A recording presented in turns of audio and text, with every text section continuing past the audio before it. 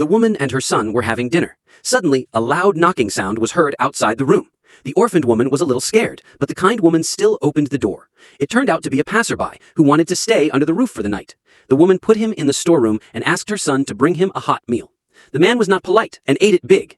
In the middle of the night, the boy suddenly heard his mother scream. He took up a wooden sword and rushed out. Then he knew that it was the mother cow at home that gave birth. Thanks to the man's help, the calf was born successfully. So when the man left, the woman asked her son to give him some money as a reward, but the man didn't seem to be interested in money. He just asked, "Where is your father?" "He's dead." The man left in a trance. He didn't know where he came from or where he was going. Until the next summer, he came back. Following the route in his memory, the man found the woman's farm again. Fortunately, the woman still remembered him and warmly greeted him. But the man gave the woman a hard time as soon as he opened his mouth. "Madam, can I work here for a while?" What made the woman even more confused was that the man said it didn't matter if he had more or less money.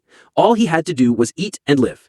Although it was always revealed that there was something wrong, the large farm did indeed need manpower. So, the unknown old man became a migrant worker in the farm. He spoke little and worked hard. He never urged Qianhui. He never asked for anything. He always sat outside to eat. He ate whatever he was given, but the more obedient the old man was, the more anxious Qianhui felt. So she asked her son to keep an eye on the old man. If there was anything wrong, she would report it to him immediately. "It's okay, if you do something strange, I'll kick you out." According to the mother's order, Jigong followed the old man every day, but he was still a child, and a child who lacked fatherly love since childhood. He soon fell in love with the old man. Qianhui was a little surprised at this. She saw her husband and the father and son's warmth in a blink of an eye. This afternoon, the neighbor's sister kindly reminded her that such a strong man was always a vagabond wherever he went. How could he work for you for no reason? You must keep the things in the house well. You must close the door when you sleep at night. But after a few days of getting along, Qianhui's vigilance towards the old man became less and less, because she felt a sense of security on the old man. That night, Qianhui brought a few sets of clothes to change. She asked the question in her heart, "Why does a hard-working person like you come to our place? Where's your family? Are you married?" Maybe she asked about the pain of the old man. She replied coldly, "It has nothing to do with you. Good night." The next morning, the vagabond Meng Tian came to show affection again. Since Qianhui's husband passed away, she has been pestering him. Although she said she wanted to marry Qianhui, everyone could see that she just wanted to ride a car and didn't want to buy a ticket. The old man who worked on the side witnessed everything, but he didn't stand up to stop her. Until Qianhui drove Meng Tian away with a stick, he came to her and asked her symbolically, "What's the matter? Did you see it?" "Yes." "Why didn't you help me if you saw it?" "I thought you were close to her." "Close? I'm close to that kind of person? Aren't you a little crazy?" That night, Yigong gave all the food Meng Tian brought to the old man. He also said that his mother didn't let him eat. The old man realized that Qianhui had no feelings for Meng Tian. A few days later, Meng Tian came again. He said that he wasn't a bad person and he hit Qianhui. If it wasn't for the old man's timely arrival, Meng Tian's dream would have come true. Although the old man didn't want to make trouble, Meng Tian didn't just stand there. After he went back, he immediately found 2 helpers to teach the old man a lesson. It's worth mentioning that these guys look like bastards, but they are good at martial arts. They insisted on a one-on-one fight with the old man. The old man didn't want to fight in front of the child, so he proposed to find a place where no one was there. Yigong wouldn't miss such a good show and secretly hid in a far place. But these guys' fighting power was so strong that they couldn't even last a round in front of the old man. One by one, Meng Tian lost his temper and kowtowed to the ground. He was afraid that the old man would hit him in the face. At night, when Yigong sent food to the old man, he imitated him in martial arts. After a while, Meng Tian the defeated came to visit suddenly. He insisted on taking the old man to the town for a drink. When the old man was tired, he refused. Meng Tian asked the guys to buy the wine and meat back. He said that he wanted to get drunk with the old man. They became good buddies who didn't fight and didn't know each other for a moment. On this day, the old man was cutting grass outside. Yigong suddenly ran over to tell him that Qianhui accidentally fell when working in the cattle pen. Because the old man was not convenient to go out, so the neighbors sent him to the hospital. During the time Qianhui was hospitalized, the old man was not idle for a moment. He took the initiative to stop the big and small things in the farm. Even Meng Tian's 3 brothers drove a tractor to help. They cut grass in the farm together and put the good grass in the warehouse together. There was laughter everywhere. Originally, Yigong, who was ordered by his parents to monitor the old man, also accepted the disease from the bottom of his heart and fell in love with the old man. He was inseparable from him every day. They were like father and son. When Yigong was resting that night, he insisted on coming to sleep with the old man. It looks like he just cried his nose. The old man didn't refuse.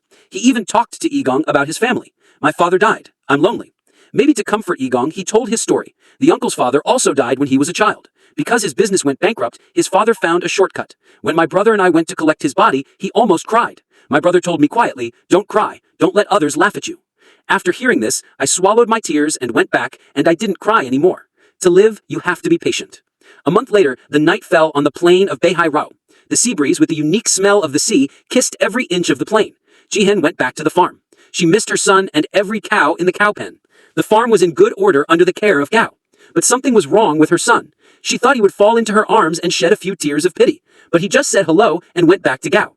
Seeing this, Jihen began to think. It would be nice if Gao could have such a stepfather. A few days later, Jihen's brother and brother-in-law came to visit. They saw that there was a strange man in the family.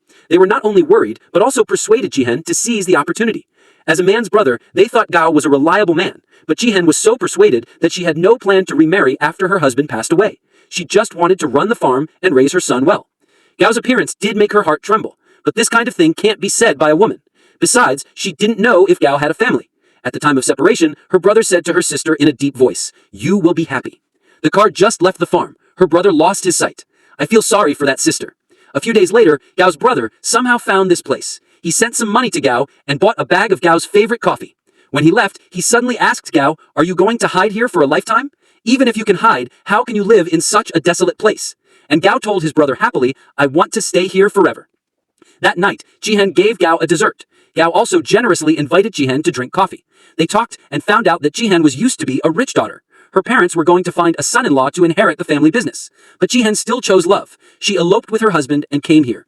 After her husband passed away, her relatives persuaded her to sell the farm and go back to the city to live. It's not what a woman should do. Jihen, who wanted to be strong, bit her hand and stepped on this land full of memories. Jihen opened her heart and talked, but Gao still didn't talk about his past. He let Jihen talk about his feelings. "Well, I've been worried about you for a while." "About what? How long will you stay here?" "Until 3 o'clock. I'm not in a hurry. I'm sure you'll be happy. Thank you for your hard work." In the autumn, Jigong's summer vacation was over. He came back from school every day in a hot temper. He left his school bag and ran after Gao. Although Gao was not Jigong's father, he played the role of his father unconsciously, and he felt the absence of Jigong. Although he rode a horse for the first time, he was not afraid at all, because Gao could always pass on his confidence and sense of security. Although Jihen raised this horse by herself, she still can't ride a horse. She can't teach her son to try such a brave exercise. As soon as you relax your muscles, put your body forward. Look at me. You can do it. Go, go, go. Sorry. Under Qianhui's advice, Gao rode this horse to the autumn competition. The venue was bustling with people. They enjoyed the rare leisure time like a family. Although this horse was the first time to participate in the competition, under Gao's guidance, they won the champion of the 2,000-meter final. It also made Gao the focus of the crowd. 2 plainclothes policemen inquired about Gao's identity. Although Gao said he was not the one they were looking for, the other party did not give up. He hid in the crowd and watched in secret. Gao realized that what should come will come. On the other hand, Qianhui bought Gao a new dress without knowing it. After he went back at night, he told Gao in a deep voice that he would move to his house. It's cold at night, and I don't think you are a stranger anymore. At dusk, Gao looked at the horizon. The setting sun was like the sunset of time. Every drop of light was accompanied by a sigh of helplessness.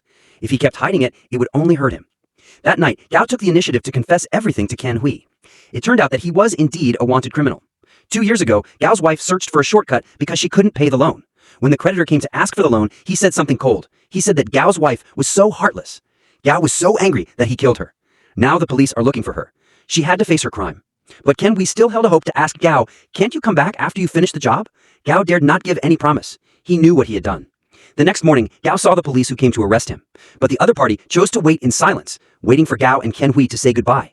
There was not much nodding and thanks. Gao's tone was as calm as ever. "I can't forget these days." Then he turned around and left. He was too young to understand what happened. He asked his mother again and again, "Where is your uncle going? Why did your uncle leave us?" Qianhui didn't know how to answer. She just stared at Gao's back. Her eyes were gradually blurred. From knowing each other to parting, although they didn't say a word to each other, the love in their hearts was like a stream. It was like a deep ocean. In the winter, Qianhui's farm was empty. There was only a dead end and endless loneliness. No one knew where he went. All she knew was that he sold all the livestock, with her son leaving here. Gao finally waited for the court's final verdict. Because Gao's crime was not subjective and the victim was wrong in the first place, so he was sentenced to 4 years in prison and was escorted to Zonggao police station to serve his sentence. When the train started, a familiar face suddenly appeared outside the window. After a while, a woman hurriedly ran to Gao's seat. It instantly aroused the vigilance of the 2 escorted police officers and made Gao's heart tremble. Qianhui was about to speak, but she didn't know where to start. Maybe she was worried about the 2 escorted police officers. At that moment, Gao's good friend Men Tian also came. Then he started talking to Qianhui. "Madam, how have you been? I haven't seen you for a while. I heard that you quit your job and started working at Nagashibutsu. Yes, I heard that you and your son have been waiting for your husband who came back many years earlier. Is that true? That's great. Don't you worry about your life? Mr. Abutada said a lot of things. Oh, that idiot. He was kind enough to take care of you. Yes, that's great. That's really great." At that moment, Gao burst into tears. Although there was no romantic love story, he revealed his endless love in his handwriting. In this complicated world, we often see various ways of expressing love. Some people are eager to let the whole world know. Some people are blinded by money. But the love between Gao and Qianhui is like the breeze in the field. It's gentle but not ostentatious. But it won't fade away because of the passage of time. Instead, it will be like the wine in the morning. It will be like a ship in the sea of time.